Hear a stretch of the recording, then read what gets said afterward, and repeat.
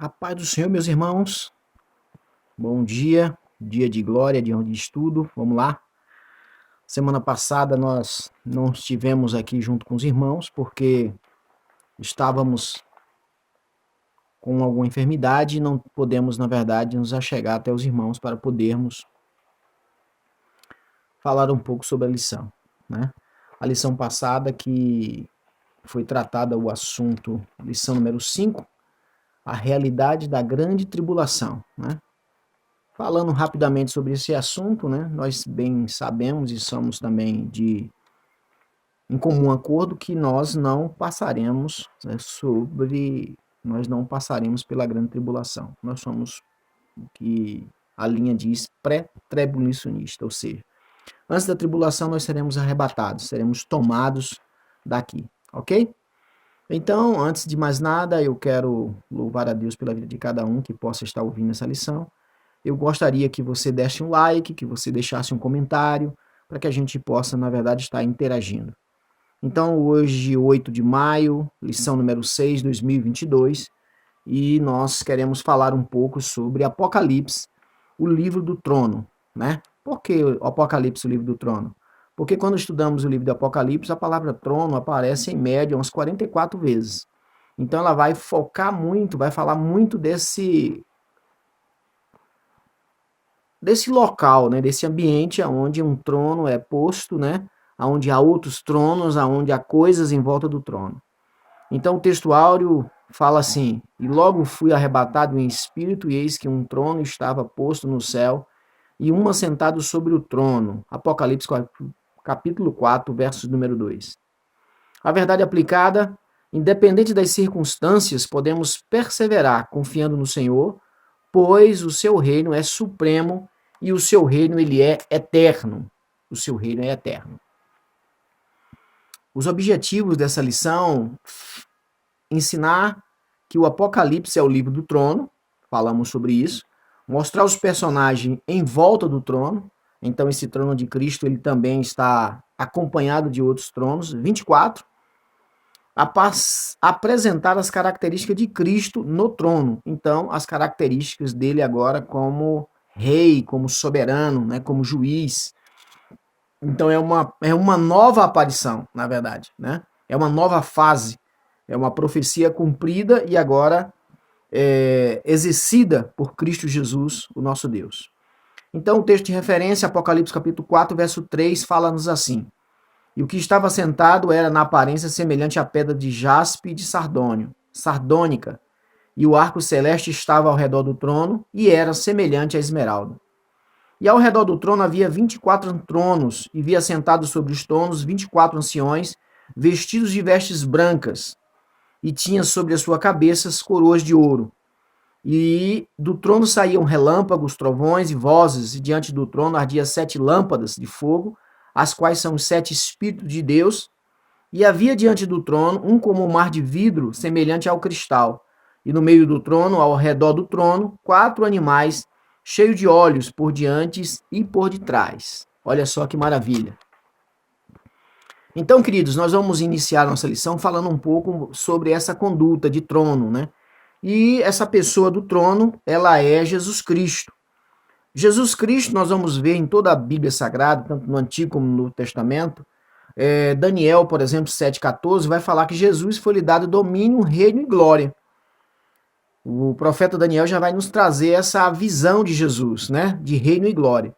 Mateus 26,64 vai nos falar que Jesus, vai nos mostrar Jesus assentado à destra de Deus. Então, são todos os elementos que vão levando a essa conduta de trono, a essa ideia de trono. Efésios, o apóstolo Paulo, capítulo 1, verso 21, vai falar Jesus acima de todo principado e potestade. Então percebam que Jesus, ele vai tendo essa representação em todo o decorrer da palavra de Deus, ok? E 1 Timóteo 6,15, Jesus, Rei dos Reis, Senhor dos Senhores. Nós vamos encontrar aí nessa passagem bíblica trazendo essa menção de Cristo Jesus nessa conduta. E Hebreus capítulo 1, verso 3, né? Jesus, o resplendor da glória de Deus, resplandecendo a glória de Deus. Então, como já falamos, a palavra trono ela vai aparecer no livro de Apocalipse 44 vezes em média. Então, Jesus, ele é essa representação, ele está envolvido, na verdade, de maneira íntegra nessa lição, ok? Então, João, quando ele é arrebatado, a primeira coisa que o João vê é um trono. Então, isso fica claro em Apocalipse, capítulo 4, verso 2. E trono fala de quê? Trono vai falar de proteção, trono vai falar de poder, trono vai falar de julgamento, trono vai falar de autoridade. Isso é bem clássico, entendeu? Então nós podemos entender assim, interpretar, trazer essa interpretação para essa lição, ok? Trono alto e um trono sublime, né? Algo subliminar, algo diferente de todas as coisas. Não igual a tronos humanos, né? A reinos humanos, a soberania que tivemos sobre a terra, aos reinos que ainda se sobrepõem sobre a terra na época de hoje, né? Sendo ciência, sendo poder, seja um poder bélico. Não, não é nada disso. É um trono algo glorioso, é algo justo, é algo maravilhoso. Então João ele tem uma visão, um vislumbre de uma grandeza, a mesma grandeza que teve, por exemplo, o profeta Isaías, né? O profeta Isaías, eu vi o Senhor assentado sobre um alto sublime trono e o seu séquito enchia o templo. Imagine um templo glorioso, grande, algo realmente de dimensões fantásticas, mas ainda aqui se o seu séquito diz que enchia todo aquele ambiente.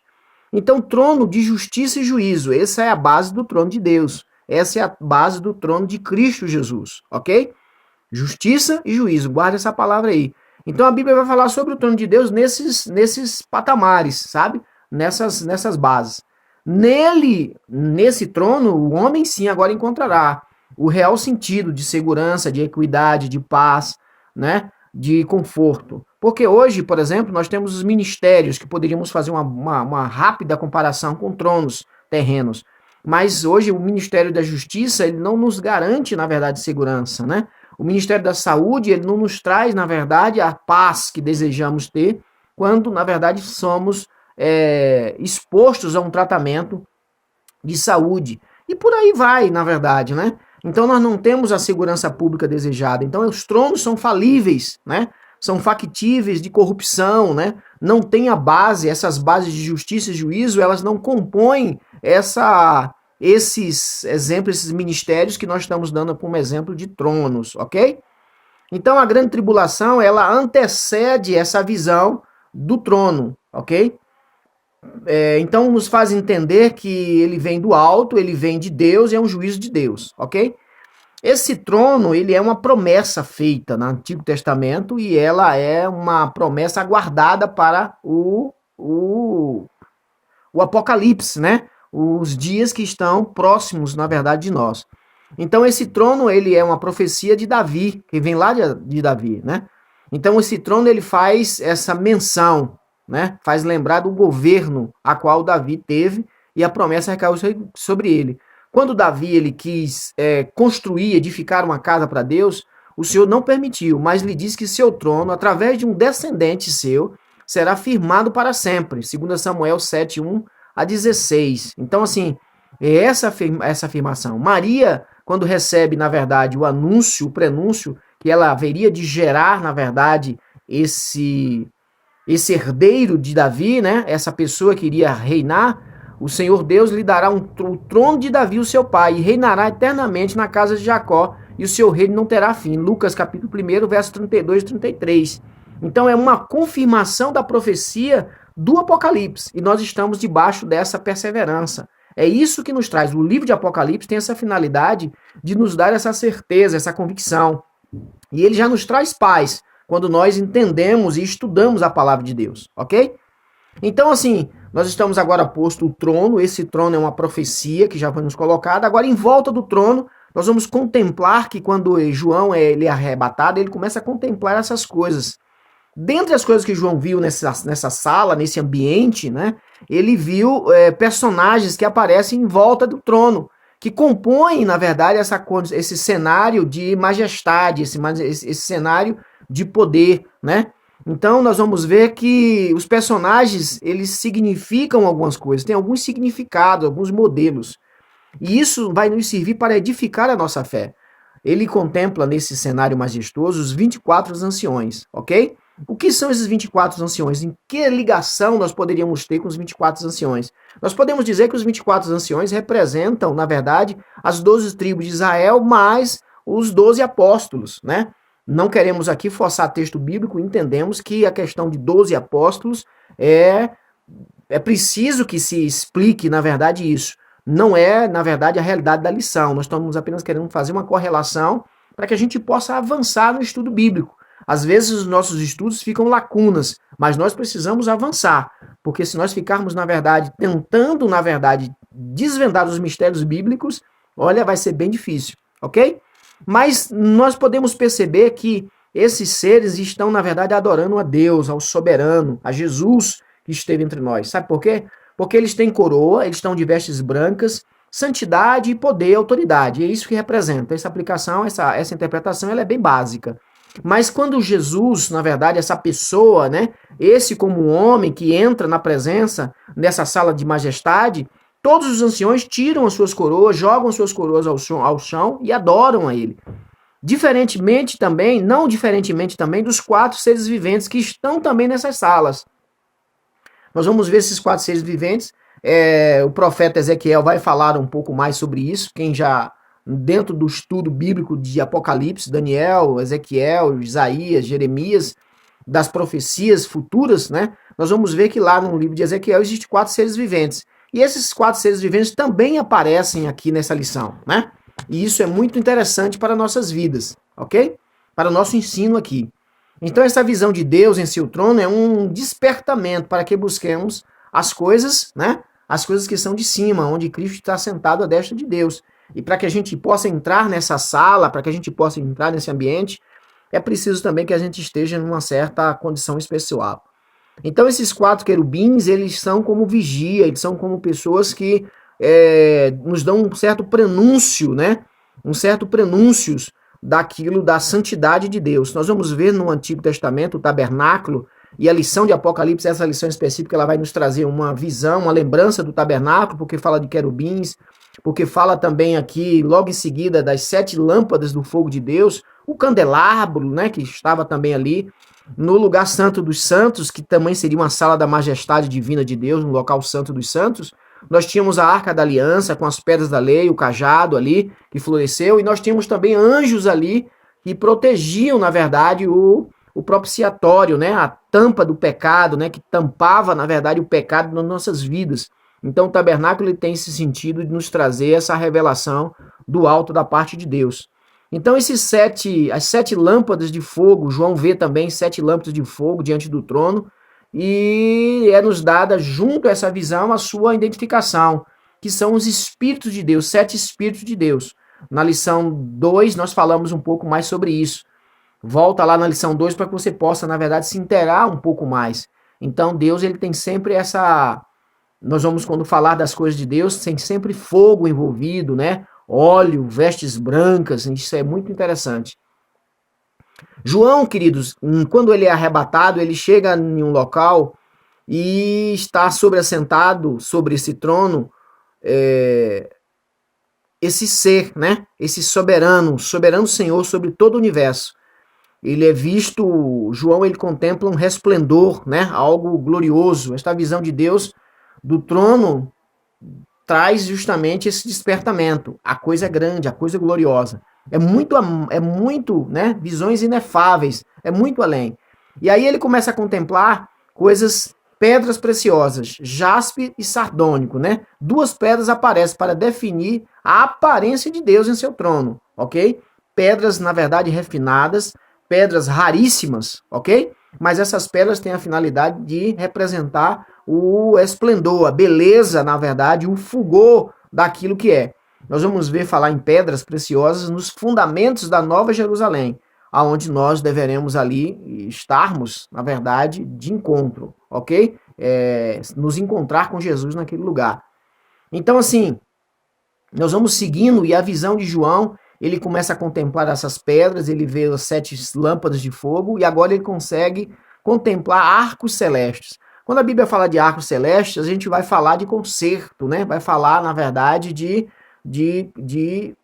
testamento com Deus, né? De união de um homem com Deus, ligação do homem com Deus. E aqui João ele contempla naquele lugar. Eu penso que esse é o último, na verdade, arranjo. Esse é um dos últimos momentos em que o homem, na verdade, ele vai ter essa relação para com Deus, né? Para partir para um patamar de eternidade. Pelo menos assim, aquilo que a Bíblia Sagrada, nos estudos, é isso que nos mostra. Então o arco de Deus ele vai aparecer a primeira vez lá em Noé, ok?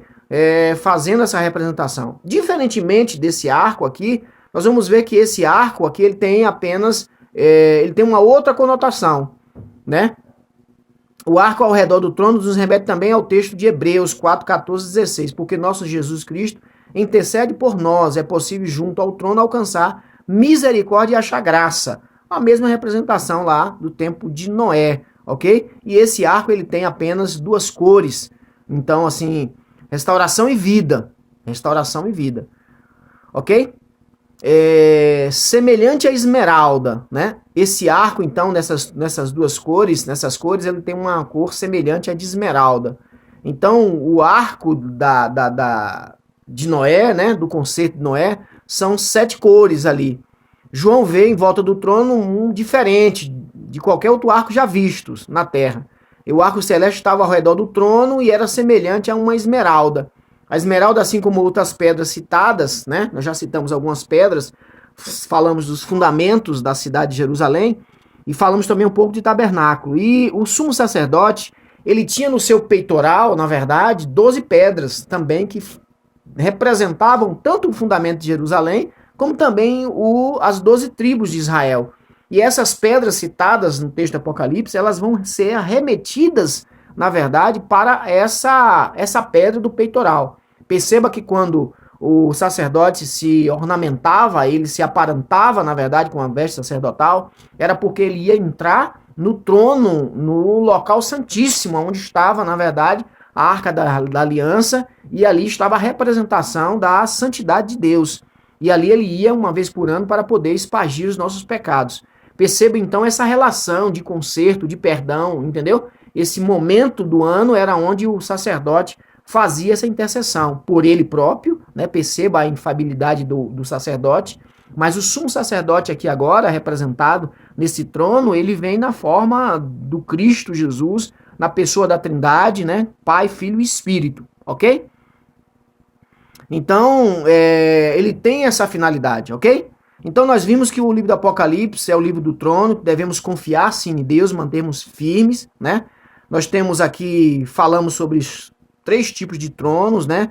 De Davi, justiça, juízo, né? Um alto e sublime trono. Nós vamos ver que falamos dos anciões, ok? Nós falamos das pedras, da representação do peitoral do sumo sacerdote, do arco, na verdade, que pode se representar como concerto, como representação dessa conduta.